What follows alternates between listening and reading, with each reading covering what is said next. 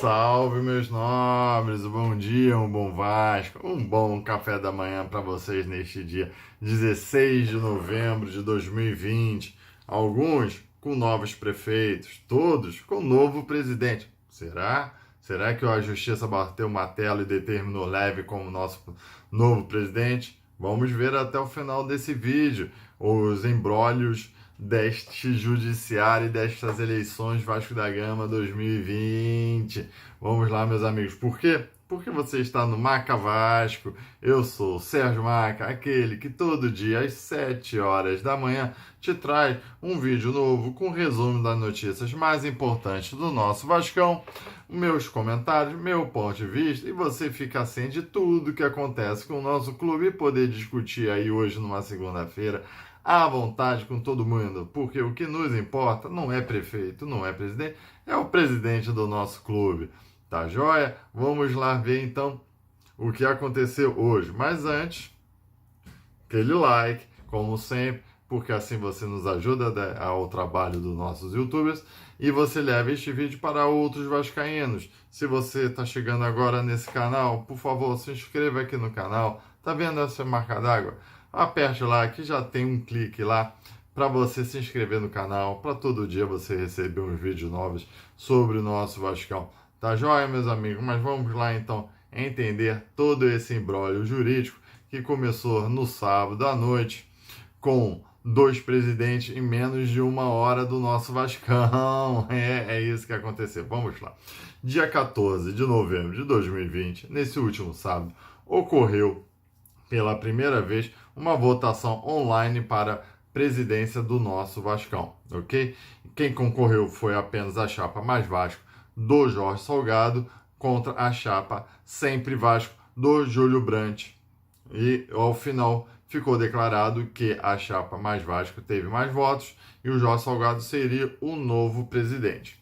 Isso ocorreu porque o presidente da Assembleia, o senhor Fausto Xerene Jassos ou Mussa, amparado numa liminar proferida pela 7ª Vara Civil da capital do Rio de Janeiro, doutora Débora Sarmento, lhe dava poderes para a realização da votação online, o qual não poderia ter ocorrido no dia 7, por falta de tempo, foi marcada para o dia 14 de novembro. Então, era esta decisão judicial que estava valendo e assim ocorreu a votação online, sendo que as chapas do Campelo, do Leviciano e do Sérgio Freire já tinham se retirado do pleito por não concordar com essa votação, ok? Mas o que aconteceu no dia 7 de novembro de 2020, as eleições presenciais, também amparadas numa decisão judicial proferida no dia 6 de novembro, já no final do dia, que ele estava amparando estas eleições. E assim, no dia 7 transcorreu as eleições presidenciais, São Januário mais cheio, tanto que teve mais votos na eleição presencial do que na eleição online. E assim foi, só que no final do dia, lá no sábado à noite, todos foram surpreendidos com uma nova decisão judicial suspendendo a decisão que estava amparando aquela Assembleia. Então muitos entenderam que ela tinha que ter sido paralisada ou não, eu sei que criou um estardalhaço danado e essa decisão veio do presidente do Superior Tribunal de Justiça. Ok? Assim, posto um pouco dos fatos ocorridos, no sábado, dia 14 de novembro de 2020, durante uma comemoração do Jorge Salgado, já como presidente do Vasco da Gama, tendo visto que ele era o vencedor, Levinciano Luiz Roberto Levinciano se autodeclarou presidente do Vascão. Por quê? Porque, primeiro, ele viu no sistema do Superior Tribunal de Justiça o processo já tinha sido reencaminhado para um novo ministro, porque o primeiro tinha aceitado como forma de plantão e agora, para o processamento novo, é redistribuído para o novo ministro. O ministro Ricardo Vilas Boas Cueva deu uma decisão, proferiu uma decisão e logo apareceu no sistema do STJ a seguinte informação. No dia 14 de novembro de 2020, às 22 horas e 10 minutos, aparece o seguinte: conhecido o recurso de Luiz Roberto Levinciano, é provido ocorreu juízo de retratação, artigo 1040, inciso 2 do CPC, petição número 2020 00928459, agravo interno na tutela provisória 3120. Ou seja, o Leve, como bom advogado, já sendo informado pelos próprios advogados dele, falou o seguinte: olha só, o novo ministro que está cuidando do processo, o senhor Ricardo Vilas Boas Cueva, conheceu do seu recurso, ou seja, ele leu o teu recurso, ele tá vendo o teu mérito. E sabe o que quer dizer? E deu provimento, julgou favorável. Assim o Leve se autodeclarou o presidente do Vasco da Gama. Mas será que ele poderia fazer isso? Vamos lá ver, que não vou falar agora, mas porque, dê seu like aí nesse vídeo e compartilhe com os teus demais colegas para tentar entender este imbróglio. Vocês sabem que aqui no Marca Vasco eu tento sempre trazer de uma forma simples, clara e cristalina e objetiva, sem o juridiquês de sempre, para vocês essas informações do judiciário, para vocês entenderem tudo que está acontecendo, porque um se declara presidente e o outro faz audiência, faz assembleias e tudo mais. Mas vamos lá. Primeiro, o pessoal está reclamando muito que mais uma demanda, mais uma decisão judicial depois de toda uma eleição transcorrida. O Levin está de sacanagem com isso, isso não poderia ter acontecido. Mas o que aconteceu dessa vez nesse sábado, no dia 14? O processo tinha sido recebido pelo ministro-presidente em plantão judiciário. Plantão judiciário, o tribunal não funciona no final de semana, não funciona nos feriados, tem o recesso do final do ano para dar umas férias para os advogados, e o STJ estava numa fase que ele foi hackeado, então todo o sistema dele online lá estava com problemas, então ele ficou durante um período sem funcionando em plantão judiciário. Em plantão judiciário você conhece as demandas muito mais urgentes, habeas corpus para livrar a gente da cadeia, questões que envolvem uma possível vida, contra plano de saúde para liberar algum procedimento, questões muito importantes. As questões do dia a dia se respeita, vamos dizer assim, o horário comercial dos tribunais. Cada tribunal estabelece lá o horário, então as demandas do dia a dia são interpostas nesse horário, tá joia? O que aconteceu? Então esse processo foi redistribuído para esse ministro Ricardo Vilas Boas Cueva. Só que quando ele foi redistribuído, vocês vão ver aí, ele foi redistribuído às 14 horas e 40 minutos, por aí, do dia 14 de novembro, num sábado. Ou seja, o senhor ministro, presidente, ficou quase uma semana com esse processo, recebendo petições, agravos, mas sem redistribuí-lo. Tanto que o Leve falou que ele sentou em cima do processo, não entrarei aqui nesse mérito, cada um que faz isso.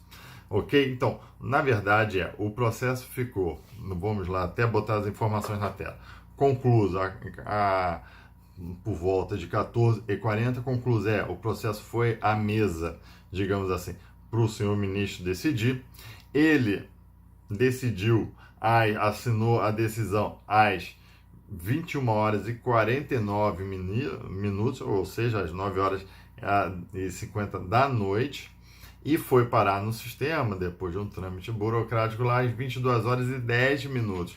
Ou seja, o senhor ministro Ricardo Vilas Boas Cueva, ele agiu rápido até, ele agiu no mesmo dia, para conhecer de todo o processo, ler todas as petições que estavam lá e proferir, escrever a decisão, ele agiu rápido. Quem realmente demorou para agir e redistribuir a demanda foi o senhor ministro-presidente, o senhor Humberto Martins. Tanto que o próprio ministro aqui, o Ricardo Vilas Boas, ele dá uma chamadinha de atenção, um puxão de orelha, aqui, coloca aí na tela o que ele escreve na decisão dele.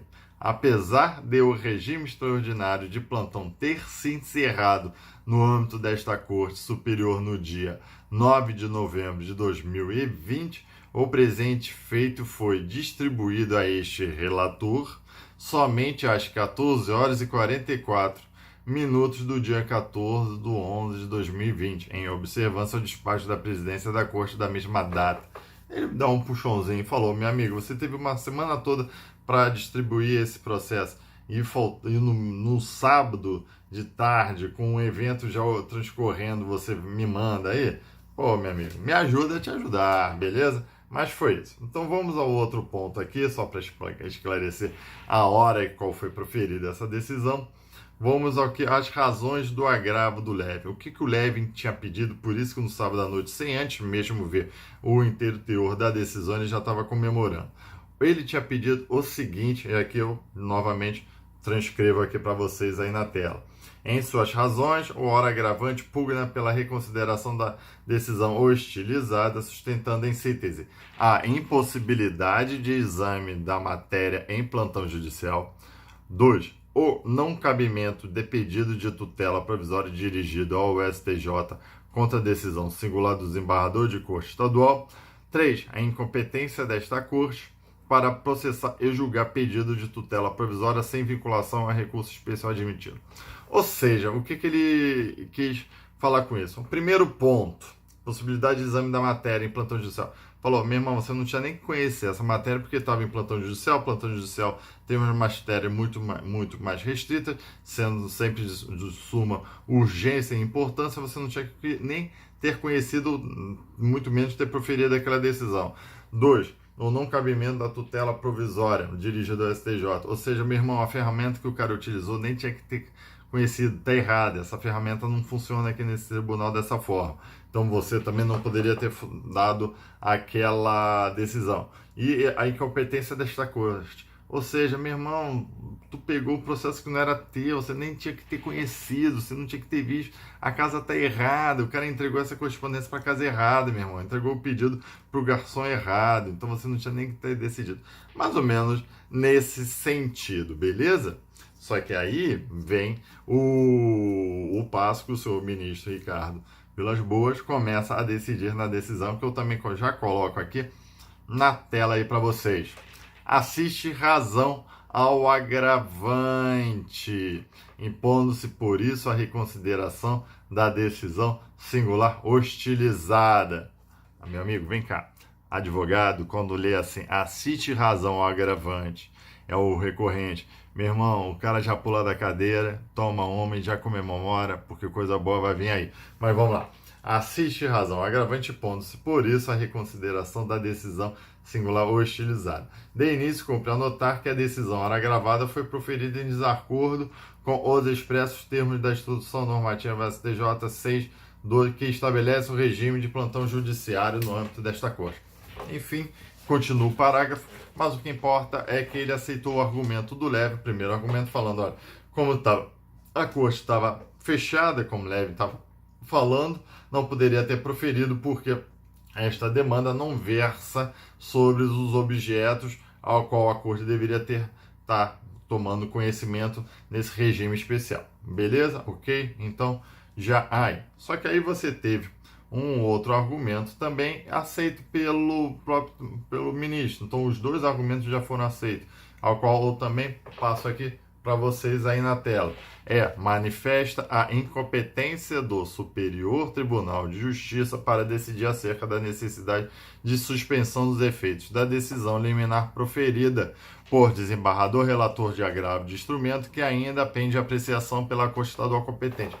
O que ele quis falar é o seguinte, olha só, eu não posso apreciar sem antes você ter esgotado todos os caminhos lá no Tribunal do Rio de Janeiro. Meu irmão, volta lá que você ainda tem coisa lá para discutir, tem recurso para apresentar lá embaixo. E quando tudo estiver seguindo, você sobe mais um degrau e vem a mim que aí eu decido. Senão, não vou decidir, ok? Vá lá falar com os desembargadores lá embaixo. Tá joia? E assim foi a decisão proferida com esses argumentos. E no final, também passo aqui para transcrever para você a parte de dispositivos, o qual o Levin deve ter dado pulos de alegria. Nessas condições em que o recurso especial nem sequer foi interposto, fica até mesmo inviabilizado o exame da plausibilidade do direito invocado, imprescindível para a concessão de eventual efeito suspensivo de caráter excepcional. Importante esse ponto, vou reler para vocês. Fica até mesmo inviabilizado o exame da plausibilidade do direito invocado. Ok? Ante o exposto, dou provimento ao presente agravo interno para, reconsiderando a decisão ora impugnada, indeferir o pedido de tutela de urgência e determinando a extinção liminar do presente pedido de tutela provisória. Ou seja, galera, resumindo o que o juiz decidiu, primeiro, dar provimento ao agravo interno, ou seja, Leve, você ganhou nesse agravo, sendo assim, eu vou reconsiderar aquela decisão que o meu tribunal fez e indeferir o pedido da tutela da demanda lá do falso moço, ou seja, está valendo a decisão do desembargador Camilo Rulieri, que permitiu as eleições presenciais do dia 7 de novembro, beleza? Assim, eu também, como essa demanda está toda errada, já logo julgo extinta a liminar o pedido esta demanda aqui acabou, encerrou, não vem mais discutir no STJ. Cabe recurso, obviamente, mas foi mais ou menos isso nesse sentido. Tá joia? Essa foi a decisão e agora vamos lá um pouco para 2 pontos futuros. O Levin pode ser considerado presidente hoje? Para o meu ver, pode. Por quê? A justiça determinou que ele é o presidente? Não. A justiça apenas falou o seguinte: olha, a decisão que está valendo é a que possibilitou a realização das eleições presidenciais no dia 7 de novembro. Beleza? Então aquela AGO foi corretamente prosseguida, vai ter discussões por causa da suspensão, contagem de votos sem as chapas, beleza, mas ela transcorreu, teve a sua homologação lá pela mesa diretora lá que estava trabalhando e o vencedor foi Leve. Sendo Leve, ele é o presidente, futuro presidente do nosso Vasco, beleza? Tanto é assim que no sábado, dia 14, quem estava comemorando era o Jorge Salgado. Ah, mas a justiça não determinou. Também não tinha determinado o Jorge Salgado como presidente, mas tinha determinado a realização online e eles estavam parados por essa decisão judicial. Ok? Então o Levin pode ser sim considerado hoje o futuro presidente do Vasco da Gama. Logicamente, na minha humilde concepção. Tá joia? E no segundo ponto, cabe recurso? Cabe. O que a chapa do Fausto Moça pode fazer?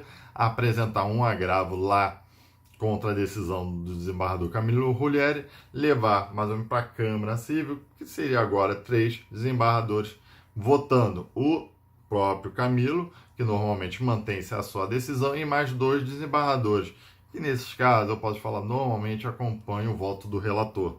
Daí vem a expressão. Não entram, não modificam muito. Então parece que vai um pouco estabilizar as demandas judiciais. Parece, porque a semana está começando, o fórum vai reabrir e as chapas podem apresentar novas ações tentando impugnar novas medidas judiciais. E assim, galera, e a gente vai aguardando a semana aí. Mas eu espero que vocês compreendam. Apenas para resumir, o Levin pode ser considerado hoje o futuro, sim, porque a justiça está sempre declarando. Ela nunca vai bater o martelo e falar: você é o presidente, pode até ter uma ação declaratória, mas ela está trazendo legalidade aos atos ocorridos e suas consequências. A consequência foi que o Levin ganhou as eleições presidenciais e ele é o futuro presidente do Vasco da Gama. Ok? Espero que vocês tenham gostado. Mais um vídeo longo tentando explicar todos os fatos ocorridos aí, mas vocês vêm aqui no Marca Vasco. Um abraço, tchau!